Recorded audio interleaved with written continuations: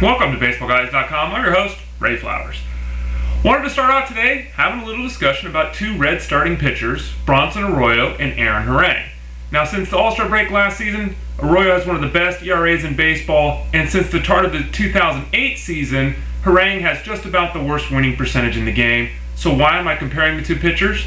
Because if you look at the two pitchers' skill sets, I still think Harang has the better skill set, and I still think he profiles as the better play in 2010. Performance so far this year hasn't at all supported that. Everyone is super down on Harang after his really poor outing the other night, but I think you give Aaron Harang one more chance. Go to fanball.com and give my 5 questions article a read for a little bit more detail on that. But if Aaron Harang's owner has given up on him, don't be afraid to pounce him off the waiver wire. Now I got a whole host of guys that are kind of dealing with some injuries here and there, in and out of the lineup. We'll go through a bunch of them that have some really positive news right now. Gonzalez has a hamstring injury that's kept him out of late. He's ready to go tonight. He's going to be available to pinch hit on Friday night. Over the weekend, at Saturday or Sunday, he looks to enter back into the starting lineup, so obviously looks like he's not going to need the DL stint. That hamstring has rebounded very well. Mike Cameron passed his kidney stone. Never had a kidney stone. I heard they're not very fun, so luckily for Mike, that's passed. He hopes to also return to game action sometime this weekend. Really good news after not really having a lockdown on what the issue was just a couple of days ago. His outfield teammate, Jacoby Ellsbury, has a rib issue that's basically kept him out of the lineup for a week. Good news there as well. MRI showed no breaks, no cracks, nothing going on with the rib cage. There's a belief now that he'll play at some point this weekend as well. So it looks like the Red Sox are getting healthy, and those of you that have been waiting for Ellsbury, obviously one of the top guys on your team to get back in the lineup, look for it to happen this weekend. And finally, Chris Coghlan of the Marlins has been dealing with an issue of his own in his side, basically his rib cage. Took some BP today, may not be available to start on Friday, but he's available to pinch hit, and he'll also probably return to the lineup over the weekend. Looks like a lot of the guys that have been hurt so far are getting healthy, and that's good to see after so many big names have started the year off on the disabled list. Fred Lewis, not such a big name, but Fred Lewis, basically the first major trade of significance in the baseball season. The Giants sent Fred Lewis, now that he's finally healthy, they didn't have a spot for him on the big league roster, they sent him to the Toronto Blue Jays for a player to be named later.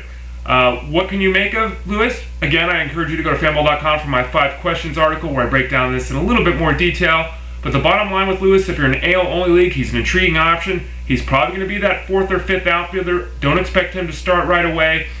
His upside is limited. He doesn't drive the ball in the air well at all. His ground ball to fly ball ratio is about 1.95 for his career, though that does profile pretty well in the AstroTurf in Toronto. Look for Lewis to play a bit, to work the count a bit, draw a few walks, score some runs, steal a few bases. If there's an injury to one of the top guys there, he could step in and then be a valuable member of an AL roster. But an AL-only roster at this point, don't want to look at him as a difference maker. He's not going to be a difference maker. But if you got a few bucks to spend and you want to get a guy early, it does a lot better to have a guy with 300 at-bats over the course of the season than waiting to the trade deadline and only getting 150 at-bats out of a guy. So remember that when bidding on Fred Lewis. In Houston, Felipe Paulino looked really good for 6 innings, and then it all fell apart in the 7th inning. You look at his overall numbers for the day against the Cubs, it's going to look really bad. But for those first 6 innings, he looked very strong. Both he and Bud Norris have had ups and downs, but I would have to think at this point the Astros are pretty happy where they've got of those 2 young arms.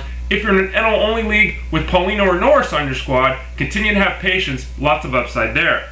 Beltran, bad news with him with the Mets. His knee still hasn't allowed him to resume baseball activities or even run. He was supposed to start running about a week ago. We still don't have an update as to when that's going to occur. We just know it hasn't to this point.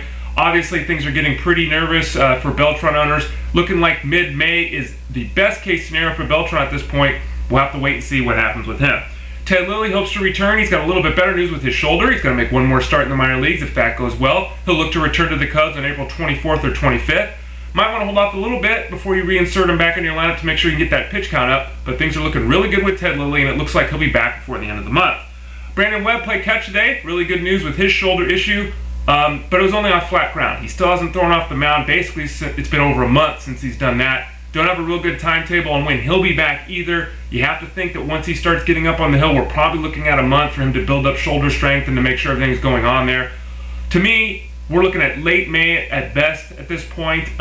Maybe a little bit earlier, maybe mid-May, but I think that'd be pushing it. If you're a Webb owner, continue to exercise patience and hope that you'll get the payoff when he's back on the hill. And then finally, Lance Berkman has had the knee up, down, drained 5 times, shots, all kinds of things. Looks like it's finally coming around. Berkman's been taking BP, been doing well there. He's going to graduate to playing a couple minor league games on Saturday and Sunday this week. If that goes well, there's a chance he might be activated from the disabled list on Monday. Even if that doesn't occur, it looks like he'll be activated by midweek next week. Keep an eye on the situation with Berkman, but it looks like he's about ready to get back on the field. Again, I'm Ray Flowers, baseballguys.com. And as you noticed with the Sharks hat, I want to give a little love to the San Jose Sharks. I'll be going to the game tonight with my brother. They lost the first game of their first round series with the Avalanche. Really need to pull out a victory tonight. I know most of you don't give a damn because you're baseball fans, but I still like the ice. Ray Flowers again. Talk to y'all soon. Have a good weekend.